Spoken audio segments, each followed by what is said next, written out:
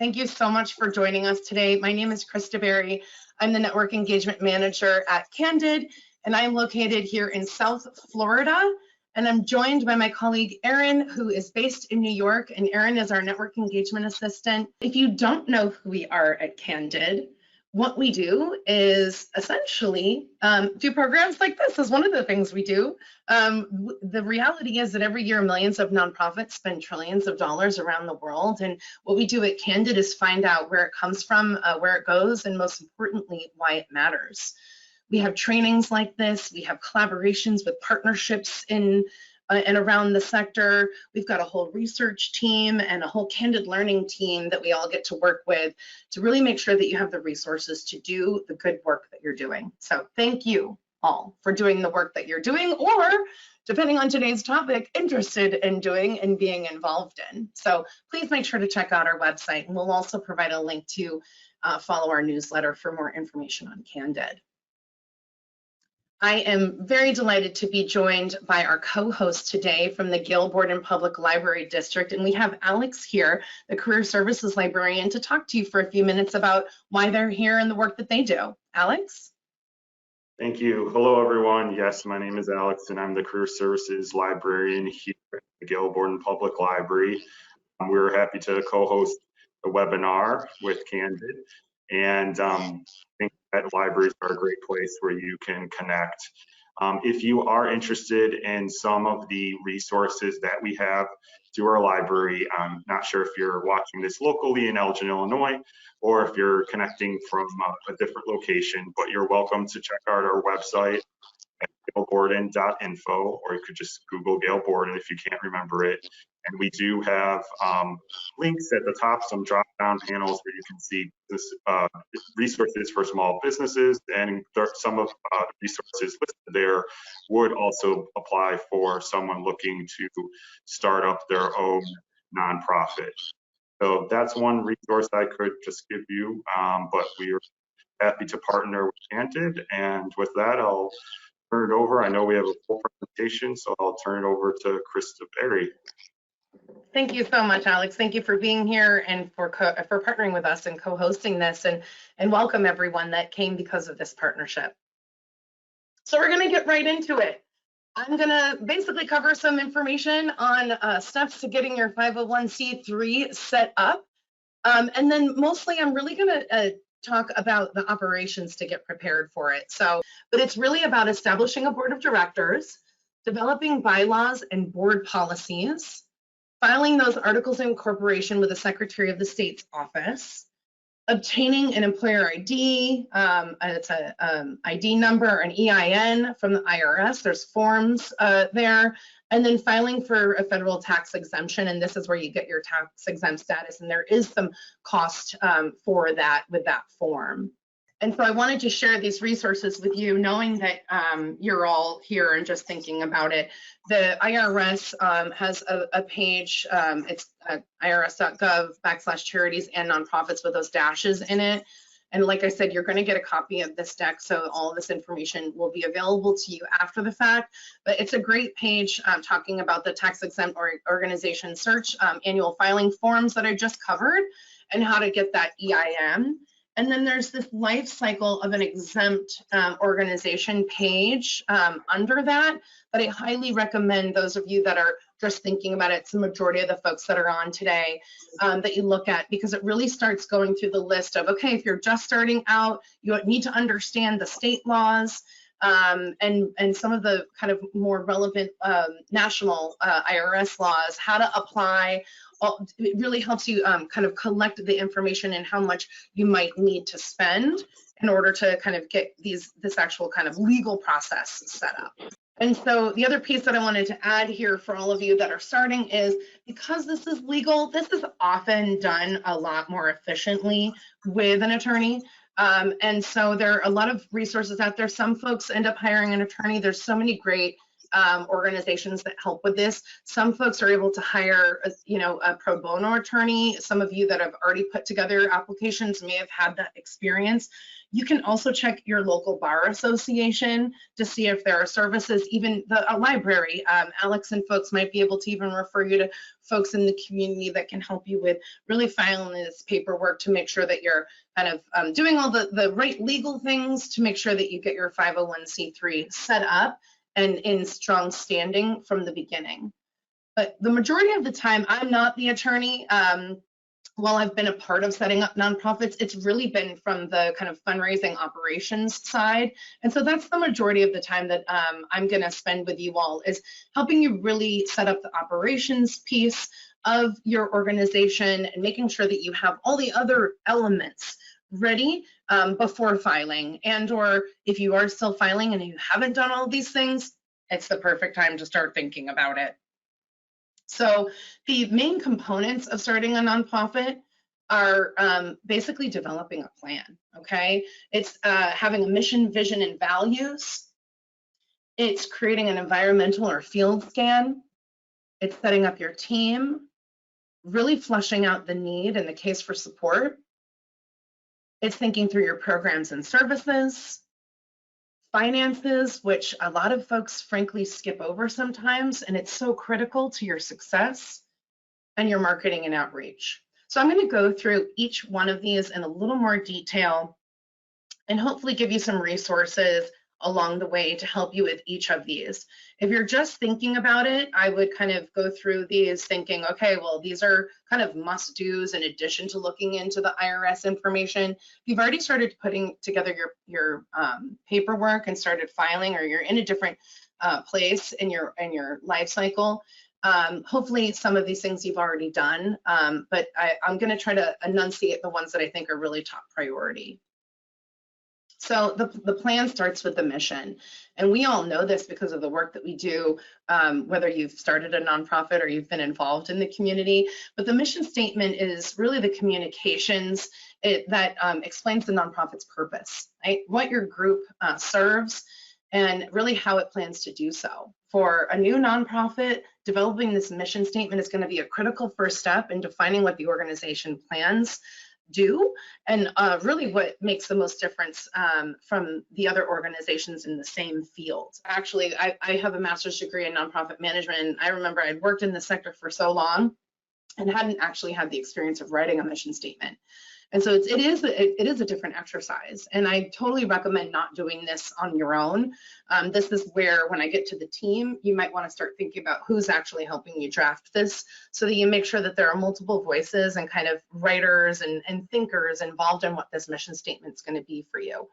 It's not to say that you can't edit it along the way, but I recommend taking time for this one to really make sure that it's as kind of future-proof in a lot of ways as you would want a mission statement, so that your organization's work can ebb and flow, but the mission can really stay core.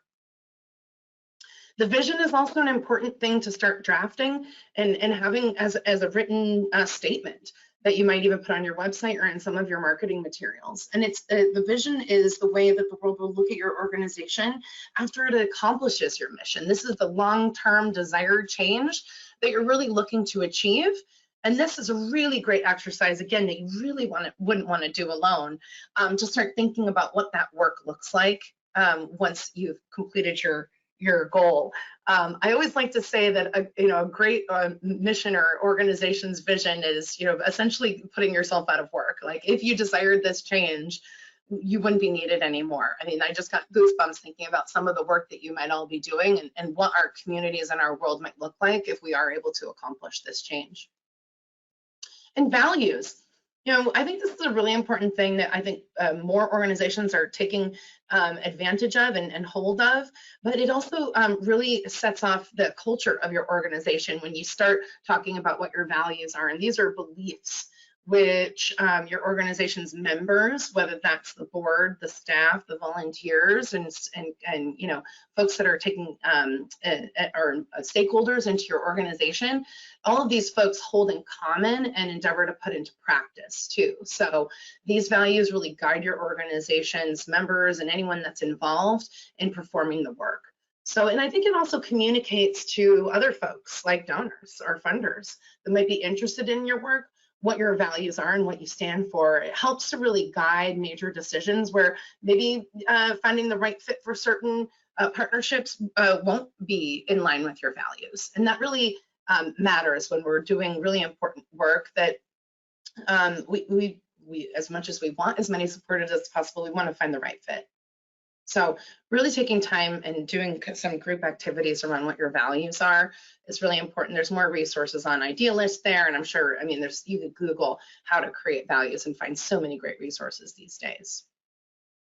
So before we move on, if you haven't done those three things, mission, vision, values, I recommend that as your kind of first piece of homework. It's going to be critical. This is like my first top priority. If you've already filed some of your paperwork, you might have had to communicate some of that information, but these are things that just because the law doesn't require them doesn't mean that it's not going to be critically important for the success of your organization. So you can, I'm going to share some more resources of how you can actually look for other sample mission statements and values. We have some sample docs and how you can also find other organizations as samples.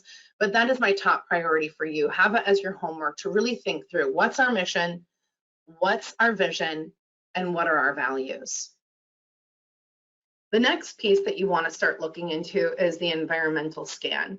And this is, I think, super critical when I have a lot of friends that know I work in this sector and they're like, oh my gosh, I've been wanting to start this nonprofit. I just had this conversation with a new friend in Florida recently, and she's been talking to someone about wanting to start this nonprofit. And I said, have you done your environmental scan yet? And she's like, what is that? And I'm like, it's such an important step. If you've already decided to start your organization and you're already working on it, it's still really important to do this. Essentially what you're doing is asking who else is doing this work. The question to ask is, how do we differ and what our focus and mission is? Maybe not vision, because you can probably have a similar vision of change for other orgs, but really the work that you want to do, how is that different from others that are already out there? Is there already a successful business model that exists? Have you really done the due diligence to see the other nonprofits that are doing similar work in your community? And then I also recommend not just staying local, but looking outside of your community for other business models and organizations with other regions and geographic reaches, because there might be more of a partnership opportunity there, or a different way to approach the work to make sure that you're really kind of standing out in the space. Most importantly, I want you to be thinking about, are you innovative and adding something new to solving this important problem in your community, or is this really feeling duplicative when you start doing your environmental scan? And I say that because I actually think, having had an LLC in California, which is a hard business to have, and having worked and started many nonprofits along the way in different capacities, I think having a nonprofit in the US today is the hardest business to start. And not just start, but sustain. And having experience in kind of both the for-profit and nonprofit side, there are challenges in both, but if there's a duplicative piece of your model and the work that you're doing, there's so many other options that you can explore that will allow you to do the work, but maybe not have to do the hard stuff of actually running the organization, which I hope you'll kind of take away from this hour together today. So one of the ways that you can do that is you can use our Candid profiles. It's completely free, and what they do is they go beyond the IRS data, and they really, I mean, of course you can go to the IRS, and find 990s, but these are beautiful profiles that give insights on the millions of nonprofits. It's actually over 1.8 nonprofits that already exist out there, folks. So you've got a lot of organizations that are doing really great work already. There's meaningful data that really helps you move beyond the kind of basic stuff that you might find on these kind of 990 tax documents. And it includes information from the nonprofit itself. Okay, so they're telling their story, and this can really help you start looking at other organizations in your area. What are they doing? What is their mission statement? How are they communicating their financials? And seeing the other work that folks are doing around the programming to really make sure that, again, your idea is innovative, it'll stand out, and it won't feel duplicative in your market. So the plan. You really want to make sure that you're thinking through what your team is going to look like. right? And I say this first and foremost, this is my other top priority for all of those folks that are moving forward with this. You probably had to submit some paperwork on what your board is, but this isn't just to get your paperwork.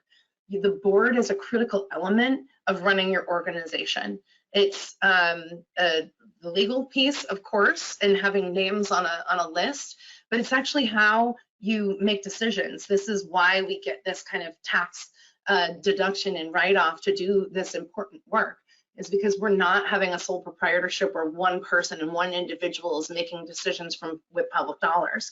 These are public dollars that we're able to get for a tax write-off, and your board members are going to help you build and sustain your organization so that it's transparent, honest, and not just above the law, but like with the best possible values on how you want to really do this important work in the community.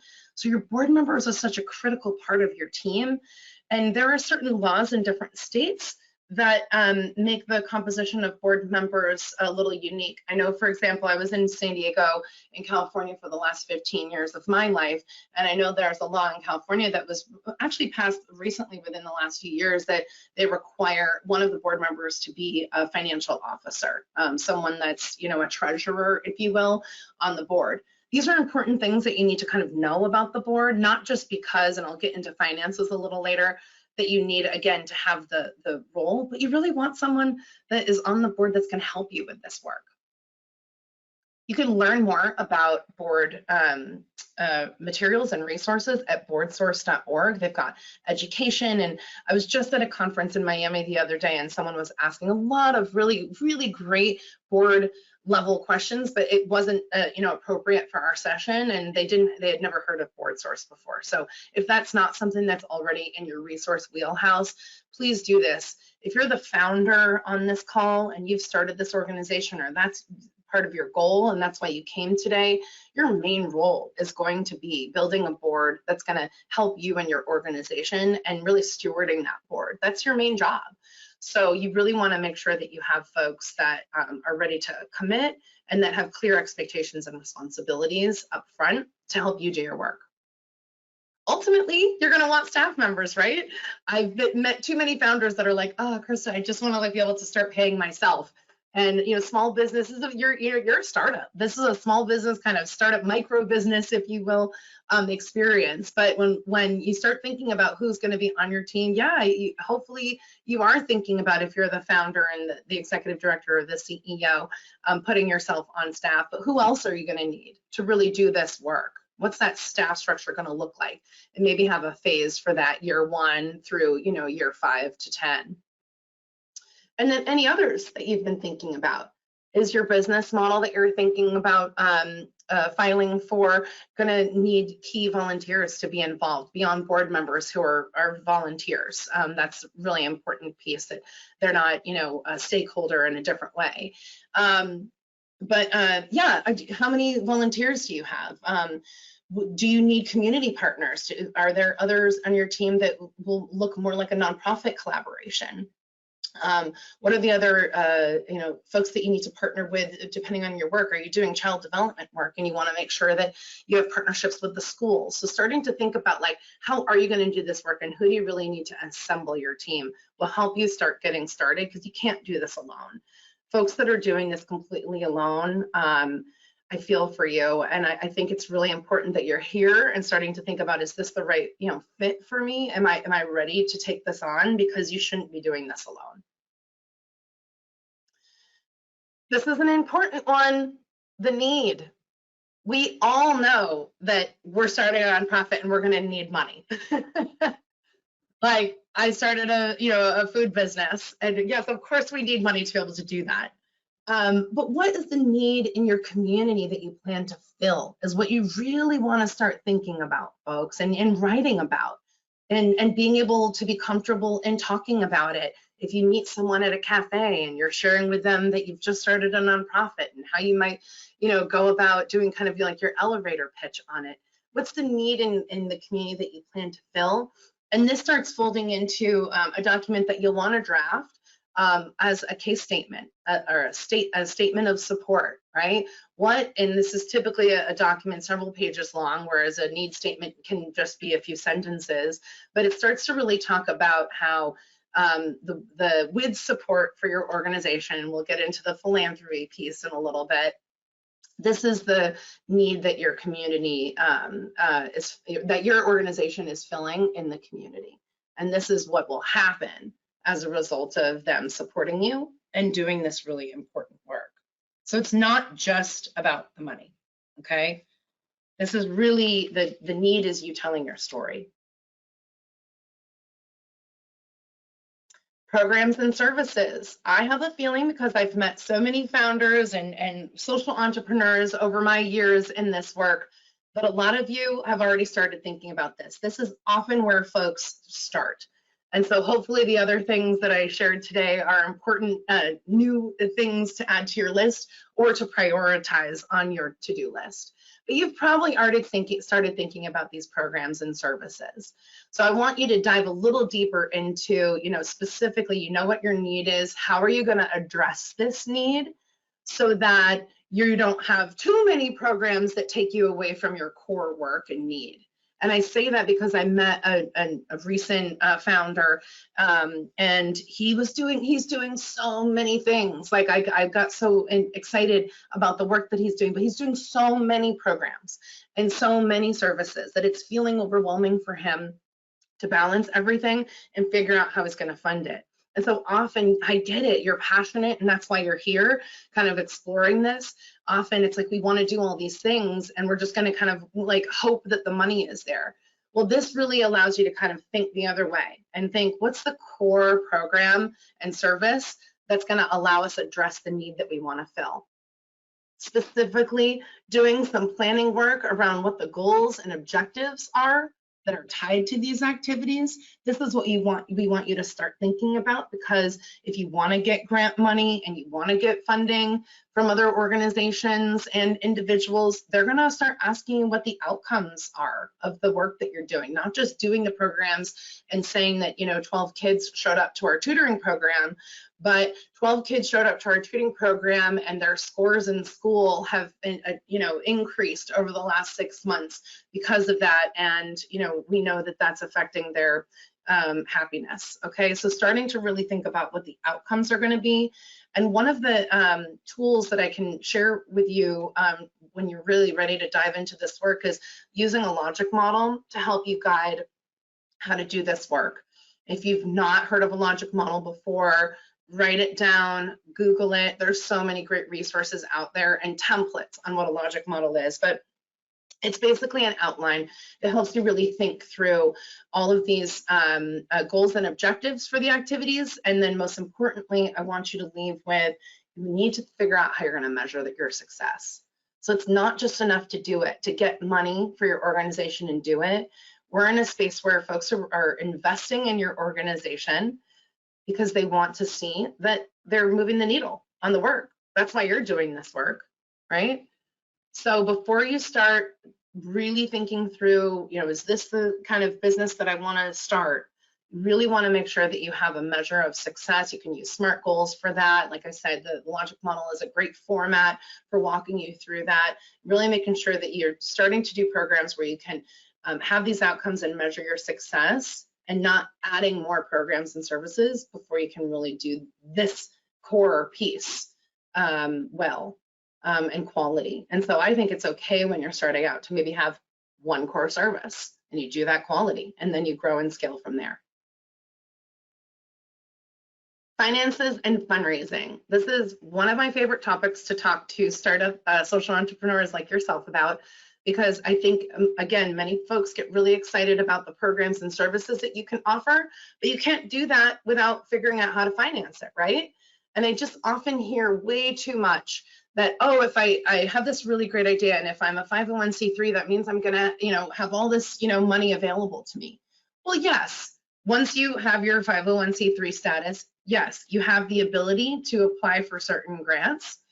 But folks, I don't want to deter you, but it's very competitive. This is hard for established organizations that have been doing this for a long time. And the truth is, there's equity challenges in our sector today. After all these years, we still are figuring out and have special initiatives at Candid where we're talking to funders and talking about trust-based philanthropy and talking about what equity needs to look like in this space, so that it is smaller organizations that have a more DEI focus to their work that are getting funded, but sometimes it's the ones that have a better brand recognition or a better name that are still getting funded more. So you really want to start thinking about what your proposed budget is. You need to have an understanding of what the work that you're doing is going to cost. Okay, back to your core programs. The more programs you do, the more it's going to cost, right? We want to do an event here. We want to do a tutoring program here. We want to have a beach cleanup over here. All of these things start to cost money. So really staying core to your program and services, and then really doing the work to start thinking about what your proposed budget is. What's it going to cost? We have more resources on Candid Learning too. I'm sure Erin's already shared all the resources with you, but we talk about how to start thinking about your budget, and we have some sample budgets and sample docs. We have a whole page of sample docs on there for you to look at.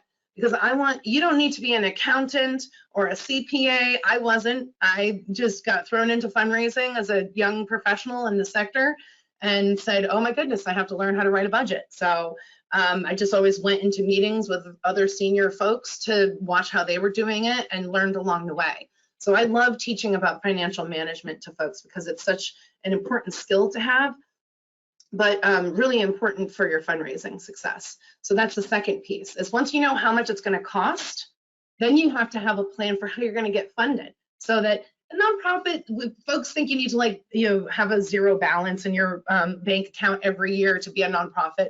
No, but the idea is that what you're spending is the same amount that you're bringing in. And ideally, in a healthy scenario, just like any business, you want to have a little more money that you can reinvest into your organization at the end of the year. So this includes staff. Your proposed budget needs to include staff time, okay? It needs to include materials. It needs to include the places that you're going to need to use. And then all that adds up. You can use a little Excel file to put it together, and all that adds up to a certain amount, and that's essentially the minimum that you need to raise and bring in fundraising for your organization. Now, these are important numbers, because if you don't know how much you need, then it's going to be really hard for you to write your first grant. So you can explore this question a little more in our Introduction to Fundraising Planning, another really great class that we offer for free. And then finally, what is the financial procedures and kind of infrastructure, your financial management, your operations that you need to set up in advance? As I said earlier, assembling your team is going to be a part of this. Folks in California and maybe even other states, I'm not familiar with all the laws in all the states, but that's why I gave you those IRS links earlier for you to look up for your state. But it's really going to be really important that hey, in California, you need a treasurer, and it doesn't mean that they need to be a CPA. I've been a treasurer of a nonprofit before because I actually really like numbers, and I'm pretty good at putting budgets together, and I like how budgets tell the story of the organization. And so what are those procedures within the board, within your team, and any other contractors? A lot of smaller orgs, I did this for my small business as well, and I always did this when I was an executive director of a small nonprofit. I would outsource my bookkeeping and my accounting to a contractor. We didn't have the need to have a full-time accountant or financial manager or even CPA at that scale. It wasn't necessary to put that into like the staff structure, but we allocated a certain amount of money quarterly for a bookkeeper and accountant, and then starting to prepare those tax documents at the end of the year. This is part of the financial procedures and infrastructure that you need in place, because again, the reason we have this ability to run a nonprofit is because it's public dollars that we're getting in through fundraising and through this tax write-off.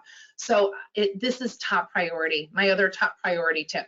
I think this is my third. They're all important, but this is tippity top priority. You don't want to be a year into running your organization when you're starting to think about this. It's going to feel a little late, and it's going to be much harder to get it all set up. And it can be simple accounting and bookkeeping, but it needs to be something, okay? This is important. It's going to help you build a quality essentially a business that's doing good and that folks are going to trust and want to continue to give to. Here's some other resources that I wanted to share with you. The Council of Nonprofits, you can find this in your state, and it lists all the information within your state that gives you more information on kind of what I was just talking about. And there's that link. Click on your state and it dives into so many more resources for you. And then finally, your marketing outreach, not to be overlooked. It's really important to be able to like get your name out there, right? How are you going to raise the money that you need to cover those amazing programs that you're doing without raising your, your kind of awareness? So how are you going to reach out to your community? Staying top of mind to your top supporters is going to be important.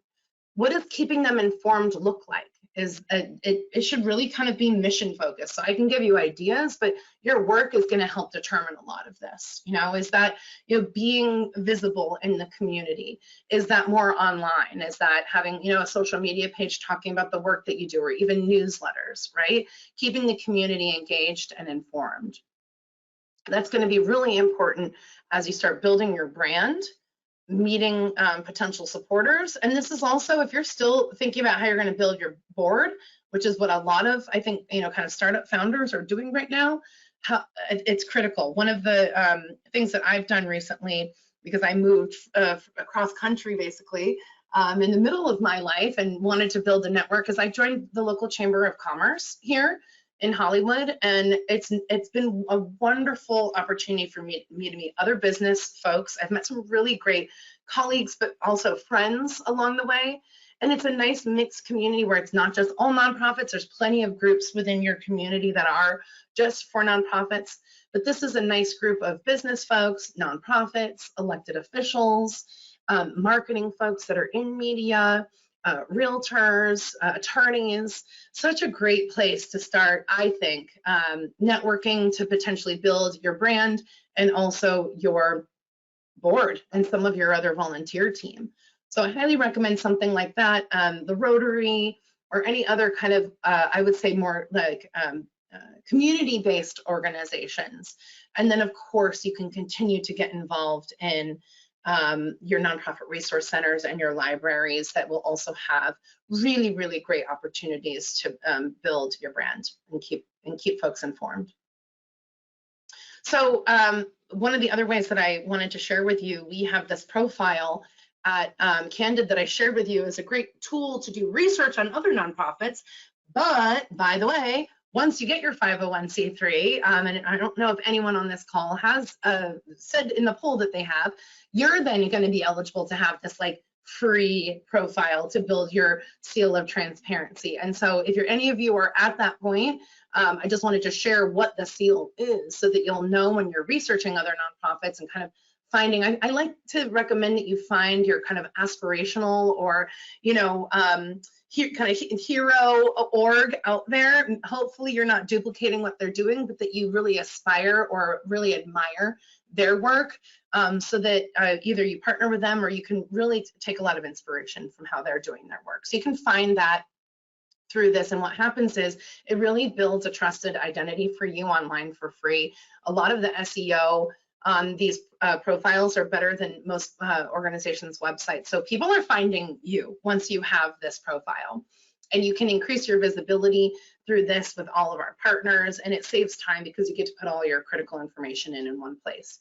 So I wanted you to be able to see funders are really using these to either find folks without them applying or doing their due diligence to research folks after they have applied for grants. And we do have a special promotion. I don't know if any of you are eligible yet because you might not have your 501c3, but when you are, if you are an organization under $1 million, this is something that we've offered here at Candid for our small nonprofits, which happens to make up 92% of the entire sector. Of those 1.81, I think, million nonprofits, we've actually seen an increase of nonprofits starting since COVID. That's one of the trends that I've seen. So there's more organizations out there doing great work, but you don't want that to be seen as your competition, okay? You want that to be seen as an opportunity for you to really stand out in the work that you're doing. So if you fit under that eventually, and you're under $1 million, you probably will be in your first year. We have a coupon code that's available when you earn your gold seal of transparency, and allows you access to our foundation directory essential version for free.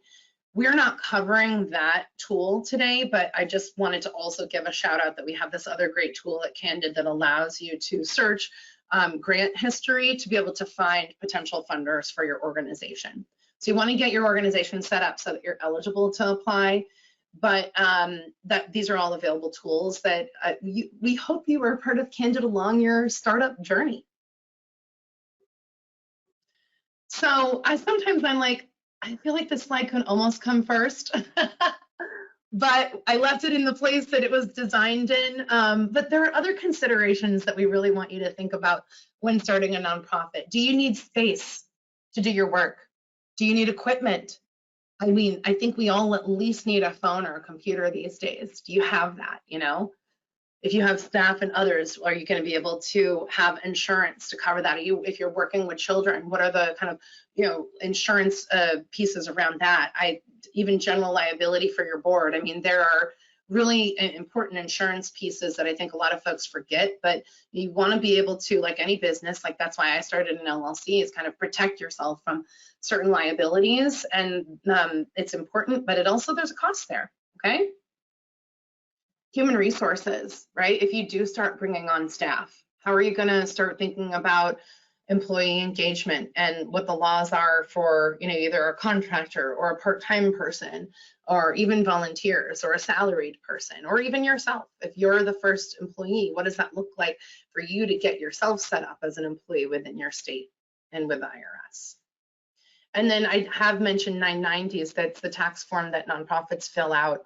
But there's annual reporting on a lot of different areas that you need to be aware of before really starting the nonprofit, to make sure that, again, that you can do all of this. This is kind of like, you know, are you able to do it? Is this like the venture that you want to take? Do you have all the, you know, capacity and time, really, in addition to resources and networks, to be able to make sure that you can do this? I mean, a lot of folks kind of outsource the insurance and the human resources and the annual reporting, but there's cost with that.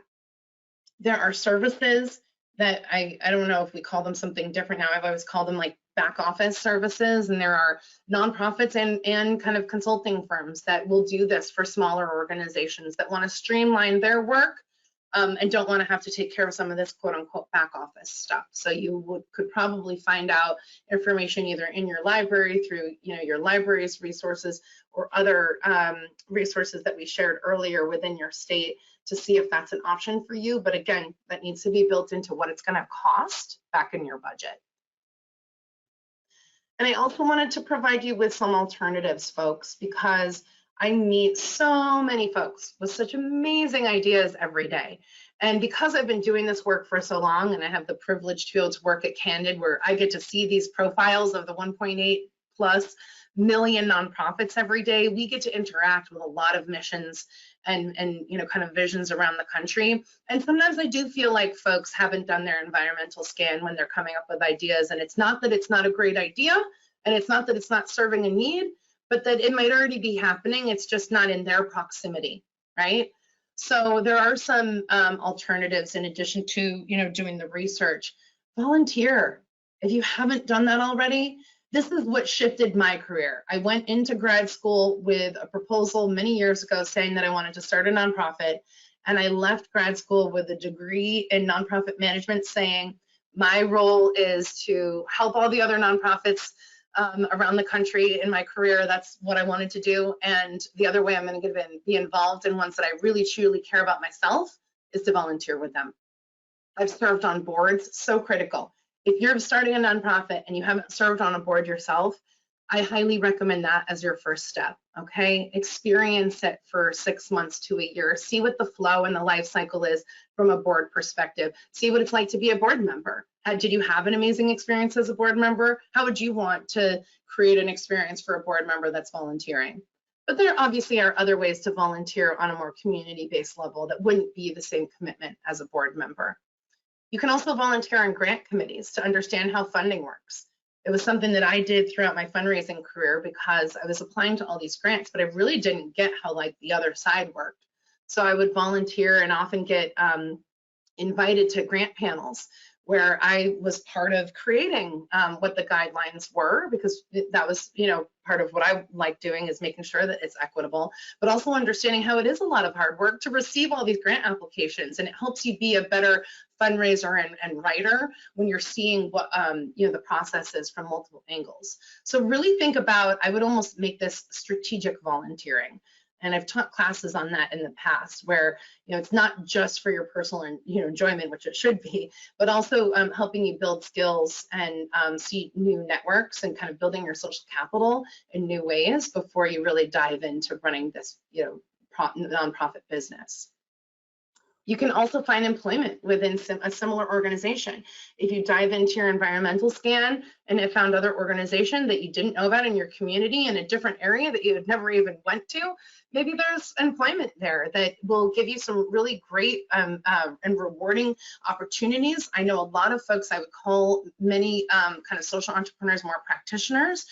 Like my friend, she wants to be doing the program with the kids in foster care. That she doesn't want to be the executive director doing fundraising. That was not her vision when she thought of her foster care nonprofit. She wants to be, you know, providing that tutoring and that support for the foster children. So maybe there's a better role for her within an organization that already exists versus having to start a nonprofit.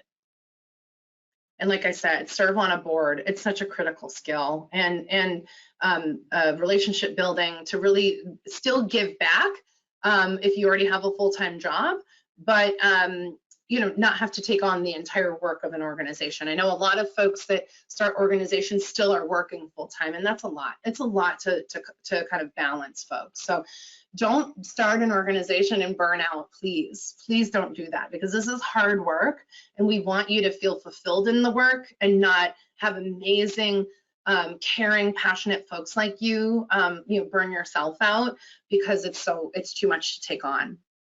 And finally, fiscal sponsorship. If you haven't heard of this concept and you're still filing some of your paperwork, there might be still an opportunity to look into this. And some of these, as I was saying, kind of back office organizations that supply, you know, this kind of human resources, accounting, back office resources also might provide fiscal sponsorship. I was part of a startup in San Diego where I was a part of a kind of a committee, an advisory board, that it was a concept to start a nonprofit like this that would provide fiscal sponsorship and this back office support, because we identified it as a need. So it's really fun to be a part of starting this organization and see this company grow over the years. But very, you know, it's hard work to start organizations like that. So we really wanted fiscal sponsorship to be more accessible and inclusive, because we felt like it wasn't something that most organizations knew about. And we heard about so many great projects that we felt could have just used a little more support with that. I think I have a slide here. So basically what it is a legal arrangement between another existing 501c3 and an individual or group, right? They're giving this kind of non-exempt entity access to the benefits of the 501c3, mostly, you know, the fundraising aspect, right, and the tax write-off, and without having to deal with the administrative side of operating the business. If you're starting a nonprofit, you're starting a business, and a business that has a lot of requirements in operating every year, okay? And it's because of this reality with the non-exempt and public dollars. So if you find a great fiscal sponsor partner in your community, again, your library and all of these resources that I provided in your state might have them listed. It's a really great opportunity to explore first. And sometimes it's actually just an incubator. You could start with fiscal sponsorship because you're just kind of not ready to do all the other things yet, or you can incubate. You can, you know, take the fiscal sponsorship opportunity now and have a goal that in, you know, 5 years you want to build your fundraising and your kind of marketing and reputation up. You want to kind of start building your team without having to really run the operations and admin side of your organization. And maybe in 5 years you file again, or you file for your actual 501c3. I just had this conversation with colleagues the other day, though, that I think it's a misconception that this exists to incubate to a nonprofit. That's not the case. There are some organizations that do just this intentionally. And I worked with an advocacy organization in San Diego for many years that they had no desire or aspirations to be a 501c3 because they had a very, very clear, essentially a program, okay? It wasn't an organization. They didn't want to run this whole organization. They had a program that involved advocacy for youth in our neighborhood. And it was very specific, and there was no need to have a bigger organization to build out other things. And they are extremely successful and have found an amazing fiscal partner over the years that's allowed them to build their brand. So there are advantages with the tax exemption and the deduction, as I talked about, eligibility for your public and private grants, as I shared. There is a more kind of formal structure with an existing organization, and then you have that limited liability that you'd want to look into. But there are some disadvantages, so I wanted to make sure that you know there's a cost with that. So a fiscal sponsorship is going to be a line item in your budget that is going to take a percentage to be able to run some of these, operations for you, right? There is a little more paperwork and administration. There obviously is shared control because you're not your own entity. So you'd want to find the right partner. And then there's less public transparency, right? You're not going to have your own 990. You're not going to have your own Candid profile. You're going to be a program. You can have your own website, but you kind of have to think through, the public transparency piece of what your mission is and if that's the right fit for you. So, but extremely important that you explore it, okay? And see if that is right for you. So, which should you do? There's a lot of thoughts to consider here. We gratefully have this awesome free, I love that my job is telling you all the free stuff. This is a free tool, and it's a nonprofit startup assessment tool. If you haven't taken this, I highly recommend doing this and putting it as all those other things are top priority, but I'm leaving this with you as your actual homework. It's 75 questions, and at the end of the 75 questions, you get all of these insights and resources along the way for a lot of the different areas that I just covered, okay? So if you're like, oh my gosh, Krista just covered a bunch of stuff, I'm not sure, it walks you through this kind of self-paced tool and gives you resources along the way. And then at the end, once you've finished these 75 questions, which, you shouldn't see it as a quiz, you should see it as like, wow, this is like really helpful because like I've thought of this, but I didn't think of this. Oof, you'll get kind of this like rating between red, yellow, or green. Red needing significant improvement, right? That you're like, hey, this is awesome, but here are some other things that you really need to start thinking about before we recommend that you move forward. Yellow meaning you might need some more work, and then green, you're on track. And that should feel good if you get the green too, because you've, kind of done a lot of this due diligence, and you might be more, kind of organizationally and operationally ready. You can apply for that paperwork if you have all the things legally together, but are you really ready to start operating and fundraising is what this helps you kind of have some readiness for. So please take advantage of this nonprofit startup assessment tool. Give us feedback on it too, because we developed this a few years ago and I still think it's an amazing tool. But we also want to know, have things shifted in your communities where you've got other questions that this either is addressing or is not.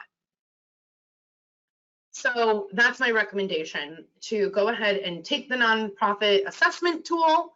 And then we also have this webinar that I was referring to earlier on Introduction to Fundraising Planning.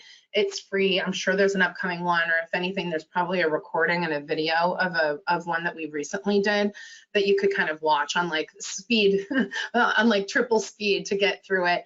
I've been a fundraiser for over 20 years doing this work, leading organizations, starting them, being a part of Candid's merger, like all these different parts of the sector. And so we are just so excited that you're here and are interested in this work. But I also just want to be real, because it's hard. It can be really hard work. So passion is good, but it's not enough. Okay, so make sure that you set yourself up for success by really taking the time to plan and get all of your kind of resources and tools together, so you're not 1 year into it, trying to figure out how to get funding. There's so many great fundraising resources out there, including some other programs that we have here at Candid to help guide you along your fundraising path. Hopefully I left time for questions. Wonderful, I did. Erin, I have had my panel closed the whole time. Look at all this great stuff that you've put in the chat. Do you have any obvious questions? I'm looking at questions now, but I was wondering if you had seen them. So I've fielded a few more logistics-oriented questions, but Great. no real content ones have come in. But okay. I have a question for you. Oh, okay. So I know that you have spoken to a lot of startup founders. What is kind of the one thing that you have heard from them where they've said like, oh yeah, geez, like this is something that I really wish that I would have known before starting my nonprofit? Yeah, it's mostly around fundraising. It's such a good question. It's mostly around the kind of financials piece and the fundraising. They'll often do all of the work to get things set up, but then the board's not really, helping with fundraising. So it starts kind of challenging.